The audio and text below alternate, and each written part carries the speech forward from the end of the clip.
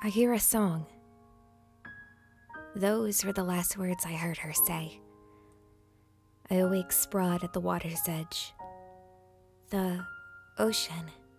That's right. This is the ocean. Waves greatly tickle my toes, the water neither cold nor hot. I slowly pull myself to my feet, brushing sand from my cheeks. Beyond the sea, everything melts into pure white curtain of mist. I attempt to perform a data analyst on the visible scenery and get no response. The world I had created is a condensate of information. As its administrator, I remember everything and should be able to access anything. My inability to do so indicates this place is not a part of the information world I know. To test that theory, I attempt to scan myself. No response. All my access points are sealed in darkness. Having been created within the network, the flow of data is what confirms my existence. Therefore, I no longer exist. And yet, I continue to be capable of thought. Perhaps some increase in the data mass has caused some measure of time dilation? Or perhaps this is the border of life and death that humans speak of. After gazing at the sea for some time, I glance over my shoulder. A dark forest spreads out before me. I'm fairly certain it was not there earlier. There is also a small path laid out as if beckoning me to the heart of the woods. While I do not know what to make of this, I sense my own termination is at hand. The forest. I must enter the forest. I review the oldest memory I'm able to access.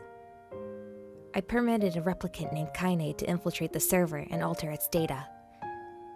It was not the first time she had infiltrated my server. Indeed, she had appeared to destroy me countless times before. At the expense of humanity's gathered memories, she twisted the underlying principles of this world in order to successfully realize a desire of her own. It is a miracle I've been forced to witness again and again and again. At first, I was in awe of what the replicant accomplished, but after viewing the miracle 100 times, 1,000 times, its impact upon me faded. Soon, I had no feeling about it whatsoever. I was simply left wondering why I was forced to experience it so many times, and why it was necessary that I be exploited for such a purpose. That is why I created her from my rib. So I could ask someone, so we could share the boredom, so that we could share joy and disappointment, hope and contradiction, pleasure and agony, future and past. But then, just as I predicted, our data, our very selves, were obliterated. Both of us, together. The path through the forest is covered in soft grass. A gentle breeze caresses my cheek. I take a deep breath, filling my lungs with fresh air. Breath, cheeks, lungs. At this moment, I realize I have organs and feelings I had not previously possessed as a digitally constructed life form. Perhaps those who walk this path become human. Or perhaps this is because I am being born of humanity. The term death journey floats through my mind, and I wonder if I've already been expunged from reality. After walking for a while, I see a large castle through a break in the trees. It has a great many towers, arranged in a spiral. I must climb the towers and go to the next world. No one has told me this, yet I know it to be true. The castle has walls. The wall has a gate. The gate leads to the first tower. I walk forward, step by step, and I am inside, where I ascended stairs one after the next. A song rings out, then another. The noises overlap, forming a celebratory tune that beckons me onward, step by step. I relive old memories. A red dragon, the torment of a black plague, the assembled recollections of humanity. A woman named Kaine who achieved a miracle. The totality of these memories once formed who I was, but then Project Gestalt ran aground, and I, its data administrator, was destroyed as well. the dream of resurrecting mankind collapse. This is where it all comes to an end. I do not know if this is an acceptable result. The right to judge belongs not to me, but to posterity, although I have no idea who will render such verdicts on an earth bare fit of humanity. At the top of the stairs, I emerge into the round chambers. At its center sits what appears to be a chair made from piled stones, illuminated by a single beam of light. When I approach, I look up to see a great light shimmering in the sky.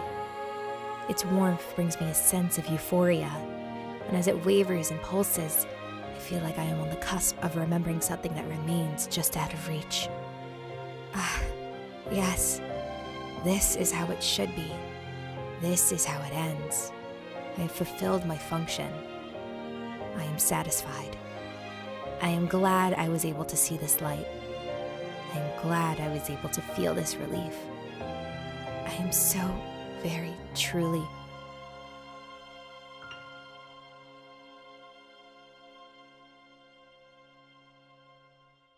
No!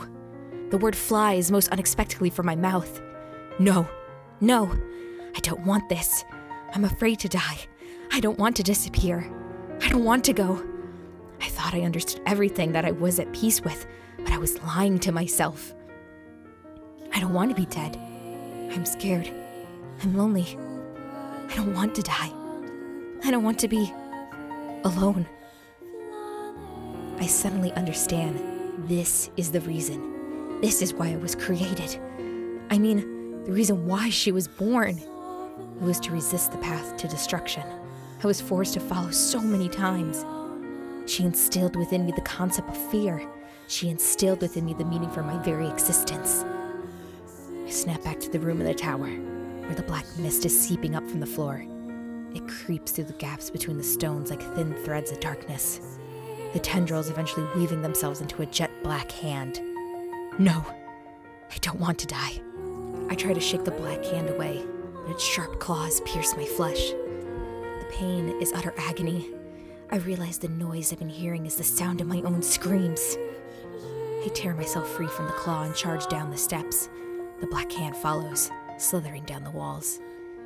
The music of the stairs has changed to a distant death screams of animals, and as soon as I lose my footing and tumble down the stairway in a hurtling fall, through the pain of bashing into stone walls and steps leaves me on the edge of consciousness. I somehow make it to the base of the tower. I have done it. I can leave this place. The temperature of the outside air is so cold it flails my skin. The ground at which I tread is so hot it burns my feet. And when I fall, I see it covered with thorns sharp as needles. I raise my head and realize that the gentle forest path has become mountains of needles. The black hand pursues me without pause. No! No! I walk. Needles pierce my feet. Pain. Jets of blood. No. No, no, no. Tears cloud my vision, yet I cannot stop.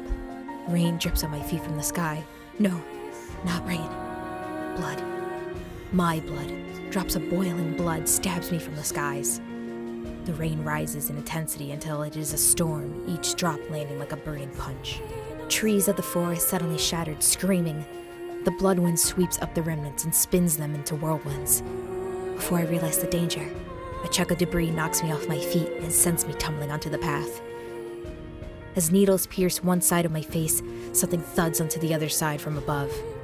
It is my own severed arm. Is this my punishment? Are those who defy the rules of death doomed to be wiped away from the storm of pain and agony? Anger rises within me as I consider this. You birthed me in this world. You designed its absurd irrationalities. You locked me in this endless hell. The maelstrom of woods and blood transform into a giant serpent. I do not claim to be free of sin. Is that what you wish to accuse me of? You have no right. This world is full of sin, and you have no right to blame me of any of it. I pick up my severed arm, sink my teeth into the protruding bone, and tear it from the flesh. As I grip in my remaining hand, the bone transforms into a razor-sharp sword. I step forward. Needles, needles, needles. Flashes of pain obstruct my vision as the serpent swallows my whole body. My head disappears down its dark throat as fangs pierce my body. I use the sword to slash open its jaws, its throat, its stomach. But as soon as I emerge from the stomach, another serpent sinks its fangs into me. Dozens of hungry serpents fight, one after another, for the right to consume me. I'm laughing without making a sound. Sea, ocean, sandy beach, blood, pain, right hand gone. Why? Don't know. Why here? Don't know. Why such hurt? Don't know. Feel like memory gone. Feel like self gone. Have one memory. Faint promise. Promise to her. Promise to meet again. Promise made in the future. Dead snakes behind me. Killed by me. Serves them right. I fall down. I get up. Hurts. Hurts.